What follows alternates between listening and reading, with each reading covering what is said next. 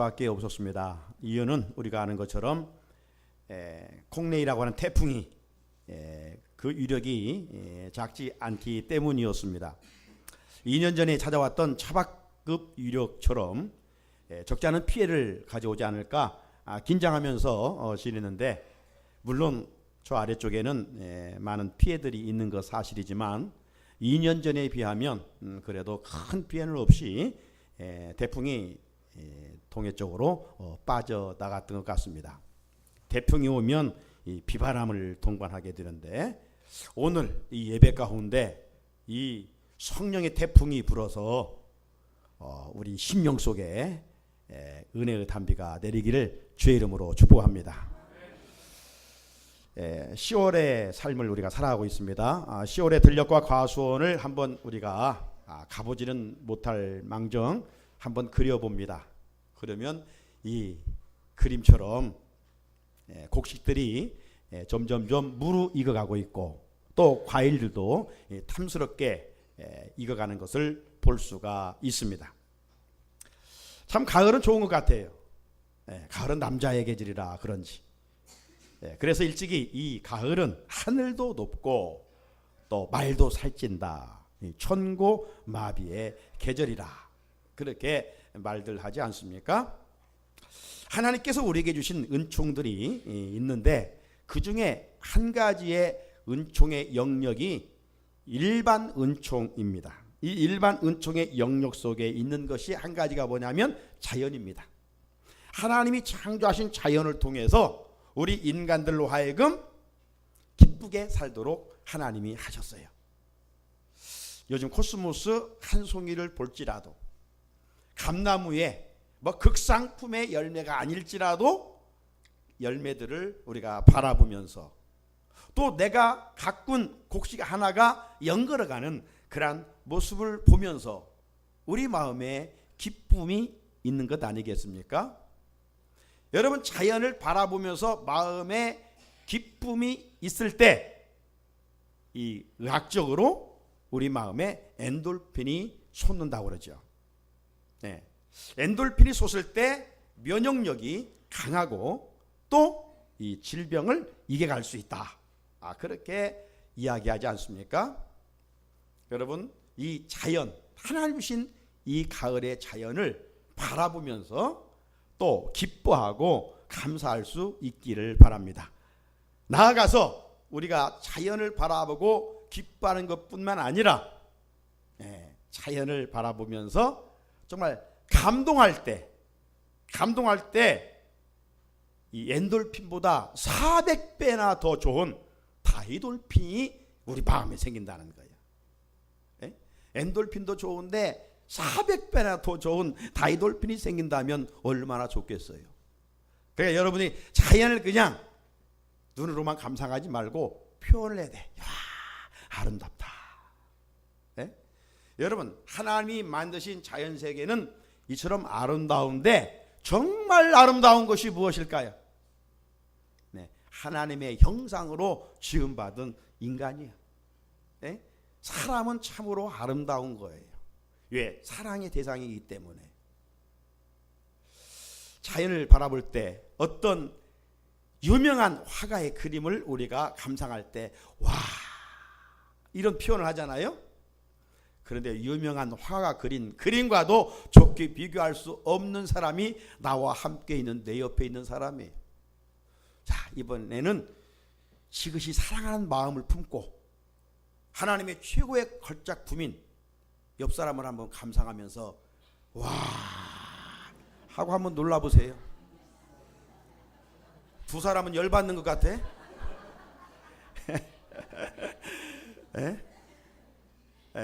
감동하면 마음이 이런 웃음 있고 기쁨 있고 행복한 거예요. 그잖아요. 자, 금년은 왜 시리즈 설교를 하고 있는데, 지난 9월에는 왜 고난이 유익한가 이런 말씀들이었어요. 10월 한 달 동안의 강단을 통해서 하나님이 우리에게 주신 말씀은 왜 성령 충만해야 하는가. 합시다. 왜 성령 충만해야 하는가? 왜 성령 충만해야 될까요? 성령 충만의 당위성, 근거는 무엇일까요? 크게는 두 가지로 된다면, 하나는요, 예수님께서 명령하셨기 때문에 제자들에게 너희들은 성령으로 충만하라. 예수님의 마음은 제자들이 성령 충만해서 기쁘게 살기를 원하셨던 거예요. 왜? 우리는 더 이상 예수 밖에 있는 사람들이 아닙니다. 우리의 포지션은 엔 크라이스토스, 인 크라이스트, 예수 안에 있는 자들이에요. 오늘 2절에 뭐라고 말씀합니까? 너희도 알거니와 너희가 이방인으로 있을 때에는 말 못하는 우상에게로 끄는 끄대로 끌려갔느니라. 우상의 자리에 있었을 때는 우리가 하나님의 영이 없었어요. 그러나 이제는 우리가 하나님 안에 있으므로, 주님 안에 있으므로 성령 충만하라. 주께서 그렇게 말씀하고 있습니다. 성령 충만해야 제자가 사도로서 살아갈 수가 있기 때문입니다. 사도라는 말은 수 예배 시간도 말씀드렸지만 보냄을 받은 자, 이런 뜻이에요. 오늘 우리는 교회라고 하는 공동체로 하나님이 먼저 불러주셔요. 그리고 이곳에서 말씀으로 다양하게 훈련받게 하셔요. 그리고 여기에 머물러 있게 하지 않으시고 세상으로 다시 보내셔요. 파송하셔요. 가라. 첫 단계는 오라. 그리고 가라. 고. 가라는 것입니다. 왜 가라고 하십니까? 사명적 존재로 살아가라는 것이죠. 그래서 예수님이 하늘로 올라가시면서 마지막 제자들에게 남기신 말씀이 뭡니까? 너희들이 땅끝까지 이르러 내 증인이 되리라. 우리가 지난주 우리를 향한 하나님의 뜻, 마지막 금요일날 토요일날 들었던 메시지가 뭐예요? 증인이 되라. 증인이 되라. 이 사명을 감당하기 위해서는 내 인간적인 힘이 아니라 이로부터 임하시는 영적 권세, 성령 충만이 필요하다. 그런데 제자들이 언제 성령 충만을 받게 됐습니까? 다른 게 아니라 마가다락방에 모여서 저들이 기도하는 일에 힘썼을 때 요엘 선지자를 통해서 약속했던 그 성령이 마가다락방 공간에 바람같이 임했고 각 사람 위에 불같이 임했던 것을 볼 수가 있습니다. 기도로 성령 충만한 사도들은 이제 가만히 교회 안에 머물러 있을 수가 없어서 나가서 공회 앞에, 자기들을 핍박하는 사람들 앞에 나가서 예수님은 죽으셨다가 3일 만에 살아나셨습니다 라고 담대하게 복음을 전하게 됐던 것입니다. 성령 충만은 왜 받아야 되는가? 예수님이 명령하셨기 때문이에요. 또 하나, 우리가 10월 내내 왜 성령 충만한가? 대전제로 두 번째, 왜 성령 충만해야 되는가? 우리가 마지막 때 살고 있기 때문에 그렇습니다. 이 마지막 때는 악한 영이 우리 믿는 자들을 유혹하고 미혹하여 넘어지게 하는 때입니다. 그렇기 때문에 근신하여 깨어 기도하라, 그렇게 말씀하고 있잖아요. 오늘 우리가 영적 분별력, 영적인 통찰력이 없으면 우리는 하나님의 뜻 알면서도 행할 수도 없고 하나님의 뜻을 모르고 내 아집과 고집, 내 욕심에 이끌려 살아갈 수밖에 없는 것입니다. 그런데 이 영적인 통찰력은 세상 지식으로 깨달아지는 것이 아니라 이로부터 주시는 이 성령의 은혜로만 가능할 수 있다. 그러므로 성령 충만하라 말씀하고 있는 것. 특별히 예수님은 사도 바울을 통해서 에베소 교회 성도들에게, 아니 오늘 우리들에게 이렇게 강조하여 말씀하고 있습니다. 에베소 5장 18절인데 같이 한번 읽어볼까요? 시작. 술 취하지 말라. 이는 방탕한 것이니 오직 성령으로 충만함을 받으라. 아멘. 왜 마지막 때 우리가 성령 충만해야 되는가? 다시 한번 주님의 명령이기 때문이라는 것 마음에 새길 수 있으면 좋겠습니다. 자, 그런데 우리가 신앙생활 하면서 성령을 받는다는 것과 이 성령 충만한다는 것, 이 두 가지 같은 말인 것 같지만 약간의 좀 다릅니다. 성령 받는 것은 이것은 인위적인 사건이에요. 언제? 우리가 예수님을 믿고 예수님이 내 구주이심을 믿는 순간 우리 모두는 성령을 받은 거예요. 오늘 본문도 분명 그렇게 증거하고 있어요. 성령으로 아니하고는 예수님을 내 구주로 고백할 수 없다라고 말씀하고 있잖아요. 당신 성령 받으셨습니까? 그러면 우리는 받았는지 받지 않았는지 이 아리송할 때가 있어요. 그러나 분명한 것은 무엇이 성령 받은 증거냐? 방언이 성령 받은 증거가 아니라 예수님이 내 구주이심, 예수님이 내 주인 되심, 예수님은 나를 구원하시기 위하여 십자가에 피 흘리시고 나에게 영원한 생명을 주시기 위하여 부활하신 이 사실을 믿음으로 고백한다면 우리는 누가 뭐라고 해도 성령의 사람인 줄로 믿습니다. 성령 받은 거예요.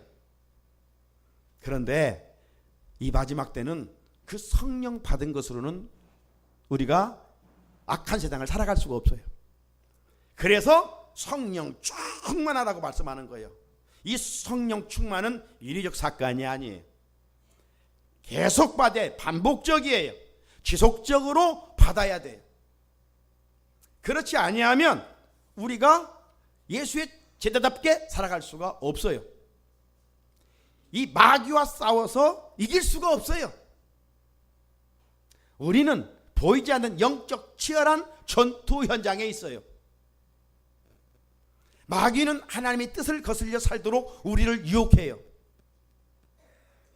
그런데 이 마귀와 싸워 이길 수 있는 강력한 에너지가 뭐냐? 성령 충만이에요. 그래서 성령 충만은 늘 사모해야 돼. 우리가 성령 받은 것은 아이로 말하면 갓 태어난 아이입니다. 그 아이가 뭔 싸워서 이길 수가 있겠어요. 그래서 그 아이가 예수의 좋은 군사가 되기 위해서는 성령의 충만함을 받아야 돼요. 우리가 자동차를 구입했는데 한 번, 이제 오일값도 점점 오른다고 하잖아요. 한 번 그냥 가득 채우고 폐차할 때까지 타면 얼마나 좋겠어요. 오일값도 안 들고. 그런데 그런 게 아니잖아요. 300km, 400km 타면 또 주입을 해야 돼요. 또 떨어지면 또 주입해야 돼요. 그래야 목적지까지 갈 수 있는 거예요. 오늘 우리가 성령 받은 그것 가지고는 어린아이 신앙이기 때문에 이 마지막 때 성령으로 충만해, 영적으로 계속 리필을 받아야 돼. 그래서 이 교회는 어떤 곳인가? 예, 교회는 중요한가? 이것은 신령한 주유소이기 때문이라고 우리가 말씀을 6월 달에 들었지 않았어요? 이 신령한 주유소에 올라와서 영적으로 계속 충전을 받아야 돼. 그래야 우리가 끝까지 선한 싸움을 싸워서 목적지까지 갈 수가 있는 것입니다. 자, 오늘 말씀 석절 말씀 읽었는데 오늘 말씀은 이제 신앙생활 입문 단계의 질문입니다. 입문 단계니까 기초적인 문제이지만 여러분 기초는 쉽다고 가볍게 여기면 안 되죠. 기초는 중요한 것입니다. 특별히 오늘 신앙 고백의 문제이기 때문에 그런데 이 신앙 고백은 구원 문제와 직결되어 있습니다. 우리가 예수를 믿으면서 성경을 많이 알아야 구원받는 거 아니에요. 우리가 성경 모를 수 있어요. 그러나 한 가지 분명한 것은 고백해야 돼요. 그러므로 신앙 고백이 부실하면 그 집은 이번 태풍에 바람이 불어 그냥 부서지는 집처럼 모래 위에 집을 지은 것처럼 부서지기 마련이에요. 그러나 신앙 고백이 분명하면 뭐 성경적인 지식이 없을지라도 하나님과 나와 관계, 주님과 나와 관계, 그분이 누구인가만 우리가 분명하게 고백한다면 어떤 환란의 바람이 불지라도 창수가 일어날지라도 우리의 믿음의 집이 파산되지 않아요. 반석 위에 집을 지은 것처럼 견고하게 지어갈 수가 있는 것입니다. 그렇다면 우리 성도의 신앙 고백에 있어 가장 중요한 것은 무엇일까요? 그것은 예수님에 대한 고백입니다. 예수님에 대한 고백. 기독론이라고 하는데, 자, 우리 각자의 고백은 잠시 내려놓고 성경은 그러면 예수님을 근원적으로 뭐라고 말씀하고 있는가? 성경은 예수님을 어떤 분으로 말씀하고 있는가? 크게 두 가지입니다. 하나는 여기 보시는 것처럼 예수님은 하나님이심을 증거하고 있어요. 예수님이 누구시라고요? 예수님은 하나님이셔요. 여러분, 초기 기독교는 인간의 몸을 입고 오신 이 예수님, 저 유대 땅 베들레헴에 탄생하신 예수님, 33년의 생애를 사신 그 예수님, 그 예수님은 누구일까? 이 문제를 가지고 심하게 논쟁을 했어요. 대표적인 교부가 두 명 있는데, 한 사람은 아리우스라고 하는 사람이고 한 사람은 아타나시우스라는 사람이에요. 예. 니케아 종교 425년에 이들이 한마디로 말하면 싸웠어요. 다퉜어요. 논쟁을 했어요. 아리우스는 뭐라고 예수님을 주장했느냐? 예수님은 으뜸 가는 피조물이다. 으뜸 가는 피조물이다. 이 말은 다른 말로 보면 아리우스는 예수님의 하나님이 되심, 신성을 부인했어요. 예수님은 훌륭한 분이지 하나님은 아니다, 이런 결론을 내렸어요. 반면에 알렉산드리아 출신 이 아리우스의 제자 아타나시우스가 이어서 이야기를 합니다. 아닙니다. 예수님은 하나님이십니다. 예. 이제 이 두 파로 나눠가지고 아주 격렬하게 논쟁을 합니다. 그러다가 강력한 성령의 역사로 말미암아 누가 논쟁에서 이기게 되느냐? 바로 아타나시우스가 이기게 되는 거예요. 아리우스는 하나님의 아들이신 예수 그리스도의 신성을 부정한 결과 이단으로 정죄를 당하게 됩니다. 그리고 아리우스는 승리를 하게 되는 거예요. 아타나시우스는 승리를 하게 되는 것입니다. 자, 오늘날에도 이 성자 예수님, 인간의 몸을 입고 오신 이 예수님의 신성, 예수님의 하나님 되심을 부인하는 사람들이 참으로 많습니다. 성경에서 벗어난 잘못된 교리이죠. 여러분, 만약 예수님이 참 하나님이 아니시라면 인간을 어떻게 구원하시겠습니까? 예수님이 그러시죠. 소경을 인도할 수 없다라고 말입니다. 예수님이 단지 우리와 같은 피조물이라면 어떻게 인간을 죄에서 구원할 수가 있겠어요? 구원할 수가 없지요. 그래, 성경은 예수님이 누구냐? 예수님은 하나님이시다, 그렇게 증언하고 있습니다. 어느 날 예수님의 12제자 중에 빌립이 예수님을 찾아와요. 빌립이 예수님을 찾아와서 뭐라고 여쭈냐? 예수님, 아버지를 우리에게 보여주십시오. 하나님을 보여주십시오. 이렇게 이야기를 했습니다. 우리도 좀 눈으로 하나님을 봤으면 좋겠잖아요.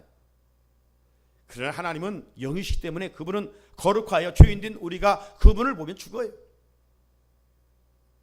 자, 그렇게 예수님께 요구했을 때 예수님이 빌립에게 뭐라고 했느냐?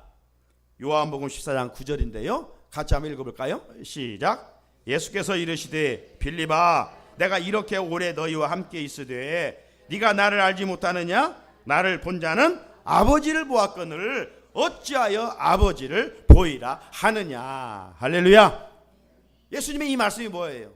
빌립아, 하나님 보고 싶지? 그래, 아마 궁금할 거야. 그런데 3년 동안 지금 나와 같이 있으면서 내가 누구인지를 모르겠느냐? 네? 나에게서 신적 권능을 보지를 못하고 깨닫지를 못했느냐? 내가 아버지야. 내가 아버지야. 예수님은 당신이 하나님이다, 이렇게 말씀하셨어요. 더 한 곳을 보면 구체적으로 말씀하셨는데 요한복음 10장 30절입니다. 간단한 말씀이에요. 나와 아버지는 뭐라고요? 하나이니라. 예수님과 하나님은 하나다, 이렇게 말씀하셨어요. 그런데 당시 유대인들은 이 예수님의 말씀을 도저히 이해할 수가 없었습니다. 왜? 저들에게 하나님의 영이 임하지 않았기 때문에, 영적으로 무지하였기 때문에. 예수님께서 나와 아버지는 하나다. 뭐? 이런, 우리가 잘 알고 있는데 너는 저 나사렛 촌놈인데 무슨 하나님이라고? 그래서 신성 모독죄로 예수를 돌로 치고 잡아 죽이려고 했던 거예요. 하지만 우리가 가지고 있는 성경 하나님의 말씀은 분명하게 예수님은 어떤 분인가? 하나님이시다. 하나님이시다. 그러므로 우리는 예수님을 어떻게 믿고 고백해야 되겠습니까? 예수님은 참 하나님이십니다. 이렇게 고백하는 자가 구원을 선물로 얻게 되는 것입니다. 또 하나, 성경에서 예수님은 어떤 분으로 말씀하고 있는가? 예수님은 인간이심을 증언합니다. 자, 앞에 예수님은 참 하나님이시라고 하면서 이제 예수님이 인간이라니, 이거 앞뒤가 맞지 않는 이야기처럼 들립니다. 그렇잖아요? 하나님이면 하나님이고 인간이면 인간이지, 어떻게 하나님이면서 인간인가? 그럼에도 불구하고 성경은 분명 예수님은 우리와 똑같은 인간의 몸을 입고 오셨음을 말씀하고 있습니다. 하나님은 우리 인간의 죄를 용서하시기 위하여 피가 있어야 됨을 말씀하셨어요. 피가 없으면 죄가 가려질 수가 없어요. 히브리서 9장 22절 말씀입니다. 율법을 따라 그의 모든 물건이 피로써 정결하게 되나니 피 흘림이 없은즉 뭣도 없어요? 사함도 없어요. 그래서 구약시대 때는 피가 있어야 되는데 동물을 잡아서, 짐승을 잡아서 그 피를 가지고 제단에 뿌리고 제사장으로 하여금 제사를 지내 하나님께 나아감으로 하나님이 그 피를 보시고 백성들의 죄를 용서해 주셨어요. 그런데 이 구약의 동물의 피는 완전한 것이 아니에요. 실체가 아니에요. 그림자에 불과했어요. 그래서 죄를 지으면 또 짐승을 잡아 그 피를 가지고 반복적으로 나아가야만 했던 것이 구약시대입니다. 그러므로 완전하고 실체적인 용서의 피가 필요했어요. 그런데 하나님은 원래 영이시잖아요. 영은 우리와 같이 육체가 없기 때문에 피를 흘릴 수가 없어요. 또 사람의 육체는 쇳덩어리이기 때문에 그 피 흘리 가지고는 그 누구의 죄를 용서할 수가 없어요. 그래서 그 영이신 보이지 않은 하나님이, 성부이신 아버지이신 그 하나님이 인간의 몸을 입고 이 땅에 오신 분이 바로 예수 그리스도이십니다. 이걸 신학적으로 성육신하셨다, 육을 입고 이 땅에 오셨다, 영어로 인카네이션, 아주 신학적으로 중요한 단어입니다. 성육신하셨다 이거죠. 그런데 우리와 똑같은 이런 인간의 몸을 입고 지금부터 2018년 저 유대 땅 베들레헴 말구유 떡집에 오신 예수님은 우리와 다른 점이 한 가지가 있어요. 그 점이 뭐예요? 그분에게는 죄가 없으신 거예요. 만약 그분에게 죄가 있다면 그분은 어떻게 인류를 죄에서 구원하실 수가 있겠어요? 그래서 이사야의 예언대로 처녀의 몸을 빌어서 이 땅에 오신 거예요. 그래서 예수님의 탄생은 동정녀 탄생인 것입니다. 남자와 여자가 사랑의 관계를 통해서, 즉 아버지 요셉과 어머니 마리아의 관계를 통해서 예수님이 이 땅에 오셨다면 역시 주의 혈통을 이어감으로 그는 주인이에요. 그래서 그 과정을 거쳐 오시지 않으시고 하나님의 기적의 역사로 처녀의 몸을 빌어서 예수님은 오셨어요.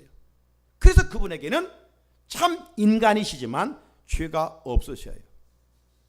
그리고 그분이 이 땅에 오신 목적은 살기 위해서 오신 것이 아니라 죽으러 오셨어요. 십자가에서 대속의 제물로 드려지기 위하여 오셨어요. 그래서 마침내 오셔서 그분이 십자가에서 텔로스타이 뭐예요? 다 이루었다. 다 이루. 마지막 주님이 십자가에 운명하시면서 남기신 말씀이 다 이루었다. 뭐예요? 내가 십자가에 피를 흘림으로 인류의 모든 죄를 다 덮어주었다. 이 말씀이거든요.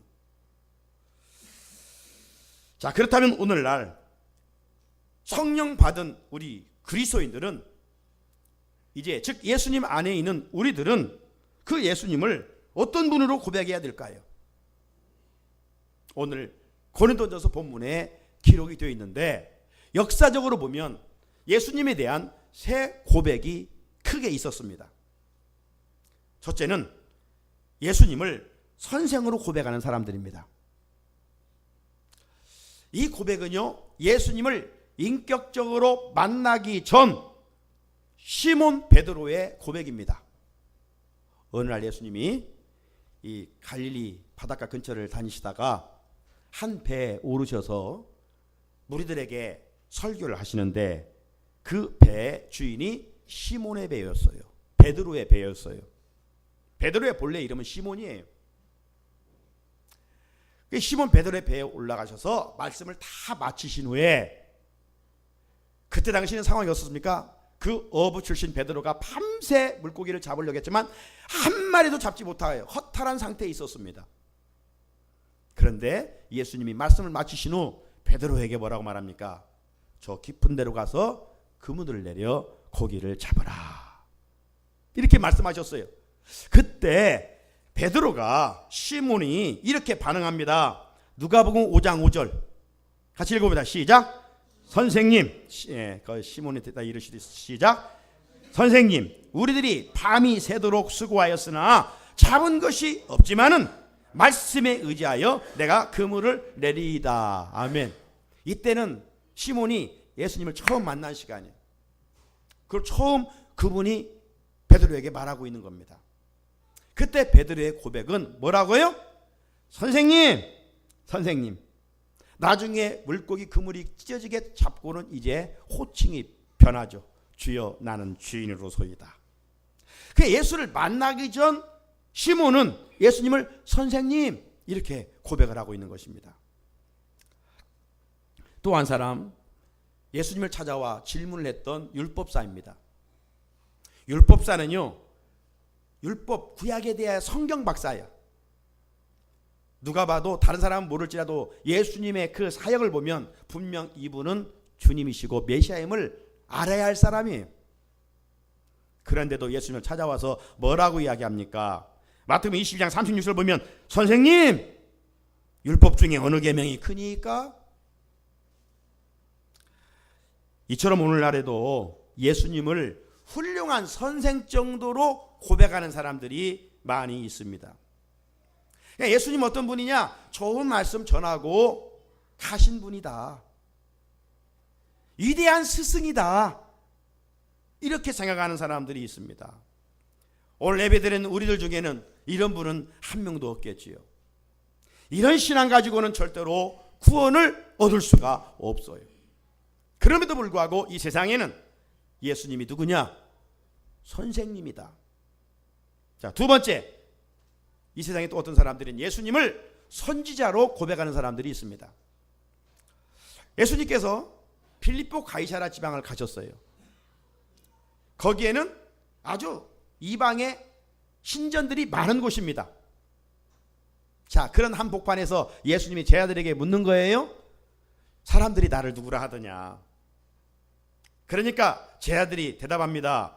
마태복음 16장 14절에 더러는 세례 요한이요, 더러는 엘리야요, 어떤 사람은 에레미야요, 어떤 사람은 선지자 중에 한 사람이라고 합니다. 왜 당시 유대인들이 그렇게 예수님을 평가하셨을까요? 세례 요한이 와서 막 죄를 지적했잖아요. 예수님도 막 바리새인들의 형식적인 위선된 죄를 지적하니까 저 사람은 선지자인가? 아니면 구약의 엘리야가 살아서 온 것인가? 선지자 중에 한 사람일 것이다. 그렇게 이야기를 했다고 예수님께 고백을 합니다. 보고를 하는 것이죠. 그러자 예수님께서 이제 묻는 것이죠. 그러면 너희들은 나를 누구라 하느냐? 3년 동안 나와 함께 있었는데 사람들이 아니고 너희들은 나를 누구라고 고백하느냐? 라고 했을 때 제자 베드로를 중심으로 주는 그리스도시요 살아계신 하나님의 아들이십니다. 이런 고백을 하게 되지 않습니까? 자, 그럼에도 불구하고 오늘날 여전히 예수님 당시 사람들처럼 예수님을 위대한 선지자 중에 한 사람이다 이렇게 생각하는 사람들이 있습니다. 저 회교도에 마호멧을 섬기는 저들은 예수님은 마지막 선지자라고 이야기를 해요. 그리고 마호메트가 마지막 인류의 구원자로 왔다 그렇게 가르치고 있습니다. 잘못된 것이죠. 사람의 아들이 어떻게 인류를 죄에서 구원할 수가 있겠습니까? 오늘날 주변에 예수님을 단지 세상 종교 지도자 중에 한 사람일 것이다. 예수님은 뭐 기독교를 창시한 사람이다. 이렇게 이야기하는 사람들이 있어요. 그러나 절대로 그렇지 않습니다. 만약 이방 종교 창시자 저 공자 선생이나 또 불교의 석가모니 정도의 성인 차원이라면 어떻게 인류를 죄에서 구원할 수 있겠느냐 이 말이에요. 그렇게 예수님을 선지자 중에 한 사람, 종교 창시자 중에 한 사람 이 정도로 생각하는 사람도 역시 구원을 얻을 수가 없어요. 자, 그러면 또 하나의 사람이 있어요. 예수님을 어떻게 부르는가? 저와 여러분 같은 사람들인데 바로 예수님을 구주로 고백하는 사람들입니다. 자, 시몬 베드로에게 질문했을 때 앞에 언급한 것처럼 주는 그리스도시요 살아계신 하나님의 아들이십니다. 이렇게 고백했을 때 이 고백의 의미는 뭡니까? 예수님은 인류를 구원할 구원자이십니다. 예수님은 내 구주이십니다. 예수님은 정말 내 인생의 주인이십니다. 예수님은 하나님이십니다. 이렇게 베드로가 고백을 했어요. 그 고백을 들은 예수님 너무나도 기분이 좋았어요. 큰 감동을 받았어요. 네? 여러분 예수님을 감동시키고 싶습니까? 다른 게 없어요. 예수님은 나의 구원자이십니다. 할렐루야. 예수님은 나의 구원자이십니다. 예수님은 나의 마스터 주인이십니다. 그러면 주님이 기뻐하셔요.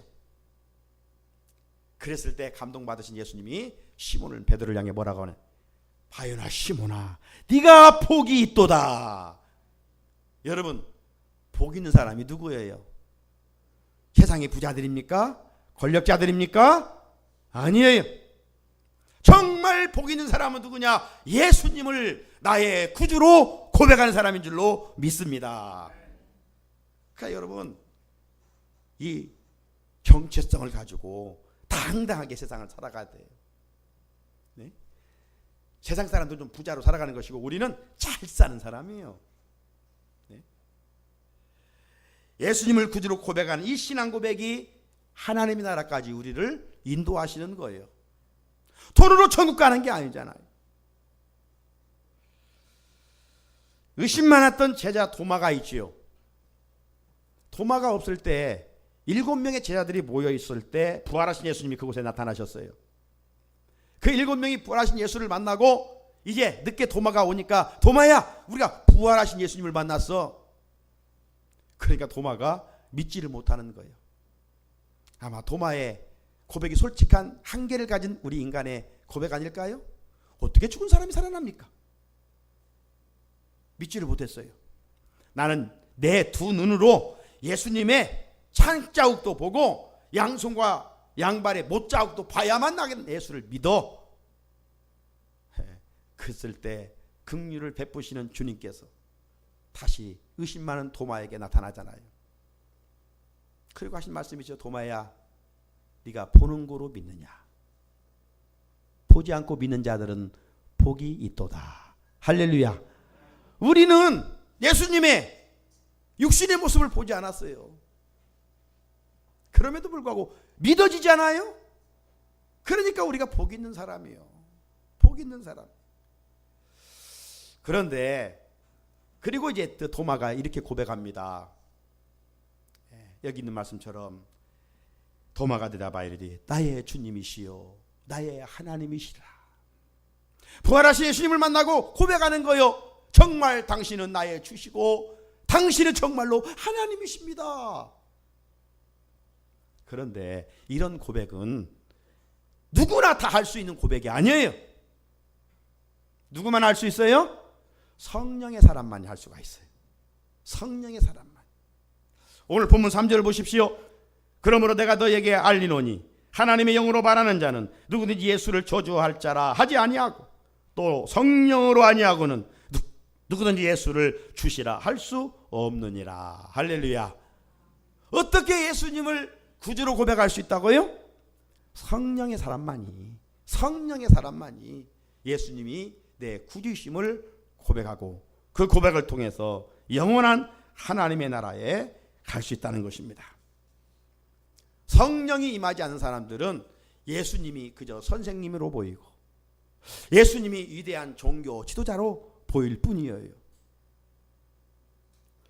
그런데 베드로가 고백했을 때 예수님이 하신 말씀을 보면 놀랍습니다. 이를 네게 알게 한 것은 혈육이 아니요 하늘에 계신 내 아버지시니라. 베드로가 똑똑해서 그렇게 고백하게 했던 것이 아니라 성령의 은혜로 하나님 아버지의 은혜로 택한 백성이었기 때문에 예수님을 그렇게 고백할 수 있게 하셨다는 사실입니다. 사랑하는 우리 성산의 성도 여러분, 왜 성령 충만해야 합니까? 예수님의 명령이기 때문입니다. 왜 성령 충만해야 됩니까? 마지막 시대 우리가 영적 분별력, 영적 통찰력을 가지고 시대를 분별하며 살아야 하기 때문입니다.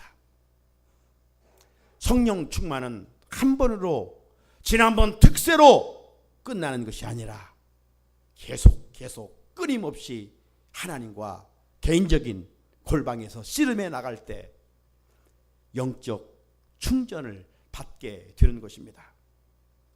그래야 믿음의 길에서 탈선하지 아니하고 바른 신앙 고백을 가지고 끝까지 믿음의 선한 싸움을 싸워갈 수가 있습니다.